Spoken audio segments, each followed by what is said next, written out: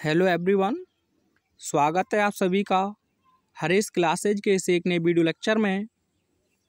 इस video lecture में मैं आप लोगों को 2024 में जो इंग्लिश क्वेश्चन पेपर हुआ है यूपी बोर्ड क्लास 12 के अंतर्गत 3 से 16 डीवी, इसका जो सेक्शन सी में क्वेश्चन नंबर 4 आपसे पूछा है, इसका कंप्लीट सॉल्यूशन आपको प्रोवाइड कराने जा रहा हूं, केवल क्वेश्चन नंबर 4 का। इससे पहले हम सेक्शन ए सेक्शन बी का आपको कंप्लीट सॉल्यूशन प्रोवाइड करा चुके हैं। अगर आपने उन वीडियोज़ को नहीं देखा है तो प्लेलिस्ट में जाकर उन्हें देख सकते हैं। तो देखिए, इसमें आपका निर्देश दिया है, choose the correct option to answer the following questions. आ रहे प्रश्नों के उत्तर के रूप में सही विकल्प को चुनिए। इसमें पहला क्वेश्चन है आपका वन वर्ड सब्स्टिट्यूशन से, one who looks at the dark side of things is called. यानी कि एक ऐसा व्यक्ति जो वस्तुओं को निराशा की दृष्टि से देखता है उसे हम कहते हैं। पहला ऑप्शन है ऑप्टिमिस्ट, इसका मतलब होता है आशावादी। तो आशावादी के लिए आप लिखते हैं one who looks at the bright side. क्या होता है? Bright side of things. तो ब्राइट साइड होता तो आप क्या लिख देते? ऑप्टिमिस्ट। तो ये ऑप्शन आपका नहीं होगा। ब्राइट एन ये कोई वन वर्ड के लिए है नहीं, ब्राइट ऑन ये भी नहीं है, तो उसे कहते हैं हम पेसिमिस्ट। पेसिमिस्ट मान होता है निराशावादी। क्या होता है साथियों?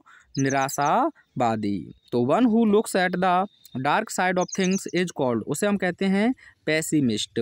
अगर यहाँ ब्राइट होता तो हो जाता हमारा ऑप्टिमिस्ट। अब आप मुझे बताएंगे ऑप्टिमिस्ट का एंटोनियम्स क्या हो जाएगा, कमेंट में सेंड कीजिए। अगला क्वेश्चन आपका फ्रेज से है, the phrase pick holes in means. Pick holes का मतलब क्या है?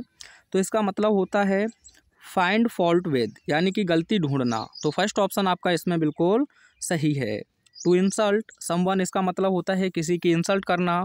ठीक है, आगे देखिएगा, द सिनोनियम ऑफ सीवरेज। सीवर का आपको पर्यायवाची बताना है, इसका मतलब होता है बिल्कुल सटीक या तीखा। तो आप फर्स्ट ऑप्शन है आपका नाइस। नाइस माने तो अच्छा होता है, तो ये नहीं होगा। सेकंड ऑप्शन आपका बिल्कुल सही है एक्यूट। ठीक है, 2022 में भी इसे पूछा गया है आपसे पहले, और मैंने इसका सॉल्यूशन आपको पहले भी प्रोवाइड किया था। क्यूरियस माने जिज्ञासु होता है, यानी कि कोई भी ऐसा व्यक्ति जो नई नई वस्तुओं के बारे में जानने के लिए उत्सुक होता है उसे हम कहते हैं क्यूरियस। तो ये भी नहीं होगा। एक्सीडेंटल ये भी नहीं होगा। अगला क्वेश्चन है, he is a member of an union.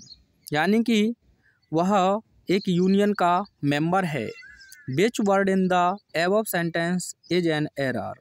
यानी कि ऊपर दिए गए वाक्य में किस शब्द में एक गलती है। तो साथियों, हम लोगों को पढ़ा दिया जाता है कि ए, ई, आई, ओ, यू ये वॉवेल्स से आपका कोई भी वर्ड प्रारंभ हुआ है तो हम हाँ आर्टिकल एन लगा देते हैं। तो ये सही नहीं है। मैं आपको बताऊंगा यहाँ थोड़ा सा टाइम लेकर।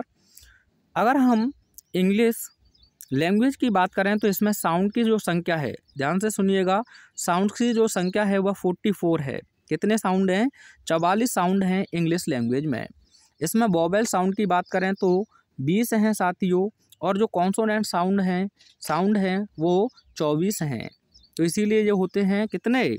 44। वॉवल साउंड भी आपके दो होते हैं, मोनो और डिप्थोंग। ठीक है, मोनो और डिप्थोंग। अब आप कहेंगे कि सर वॉवल लेटर तो कितने होते हैं? 5। तो बिल्कुल सही है, क्योंकि एक लेटर एक से ज़्यादा ध्वनि उत्पन्न करता है, इसीलिए साउंड की संख्या ज़्यादा होती है और लेटर्स की कम होती है। तब आपको जो हिंदी वॉवेल हैं आ से लेकर अंग तक, अगर इनके बीच में आपको हिंदी अर्थ किसी वर्ड का देखने को मिले तो आप आर्टिकल लगाएंगे एन। अगर आपको हिंदी व्यंजन का से लेकर ज्ञा तक समझ में आए तो फिर वहाँ आप आर्टिकल लगाएंगे ए। तो हमें ए, ई, आई, ओ, यू का पीछा छोड़ देना है। हमें हिंदी में देखना है कि आ से लेकर बड़ी अंग तक अगर साउंड आए तो हम उसके लिए लगाएंगे आर्टिकल एन, और का से लेकर ज्ञा तक साउंड आए तो हम लगाएंगे आर्टिकल ए। अब आप कहेंगे कि सर आपने साउंड 20 बताए तो कैसे आप क्लियर करेंगे? तो जैसे आप पढ़े होंगे, आउल हो गया आपका, ठीक है, वन हो गया, 2 ही वर्ड ले लेते हैं फिलहाल में। तो आप इसे पढ़ेंगे तो आउल कुछ ऐसा साउंड आएगा आपका, ठीक है। लेकिन इसे पढ़ेंगे तो व, तो आप देखिए ओ पहली जगह पर ही लिखा है, लेकिन इनके साउंड दोनों जगह पर अलग अलग हैं। तो इसीलिए जो वोवेल हैं और जो कॉन्सोनेंट हैं, जो साउंड की बात करें तो साउंड आपके 44 हैं, इसीलिए इसमें 20 वोवेल साउंड होते हैं और 24 कॉन्सोनेंट साउंड होते हैं। तो आप बताइए क्या गलती है, मेंबर में गलती है या फिर ऑफ में गलती है या एन में गलती है या यूनियन में है? तो आप कहेंगे सर हम इसे यूनियन पढ़ेंगे तो यह साउंड आएगा और यह साउंड आएगा, तो यहाँ एन नहीं बल्कि क्या होना चाहिए था, ए। तो हमारा ऑप्शन नंबर 3 बिल्कुल सही है, क्योंकि उसने गलत पूछा है और गलत ही हमारा सही आंसर होगा। तो आंसर हमारा 3 बिल्कुल सही है। मैं एक क्वेश्चन आप लोगों को और दे रहा हूँ, इसका आंसर मुझे और बताइएगा। मैंने कहा he is an university student. अब बताओ क्या गलती है इसमें? तो आप फिर पढ़िएगा यूनिवर्सिटी, तो क्या साउंड आ रहा है आपका, या तो ये तो आपका कैसा कॉन्सोनेंट साउंड है ना हिंदी में, तो यहाँ क्या होना चाहिए, ए होना चाहिए, ये गलती है। और भी क्वेश्चन देखिएगा, जैसे मैं लिख दूँ this is an useful book, तो बताओ क्या गलती है साथियों? तो आप कहेंगे सर इसे तो यूजफुल पढ़ेंगे तो आप यहाँ एन का प्रयोग नहीं बल्कि ए का प्रयोग करेंगे। किसका प्रयोग करेंगे, ए का। तो इस चीज़ को आप माइंड रखेंगे। आइए आगे देखते हैं। तो अगला क्वेश्चन है इसमें आपका the antonym of modern age, यानी कि मॉडर्न का आपको विलोम शब्द बताना है। मॉडर्न माने आप जानते हैं क्या होता है, आधुनिक। ओल्ड माने पुराना होता है, तो इसका तो क्या हो जाएगा आपका, न्यू हो जाएगा। क्या हो जाएगा, न्यू। एंशिएंट, ये बिल्कुल सही है, बहुत ज़्यादा पूछा भी गया है आपका, तो आंसर हमारा 2 सही होगा। प्रेजेंट का पास्ट हो जाएगा। तो नेक्स्ट वीडियो में हम अगले क्वेश्चंस को डिस्कस करेंगे।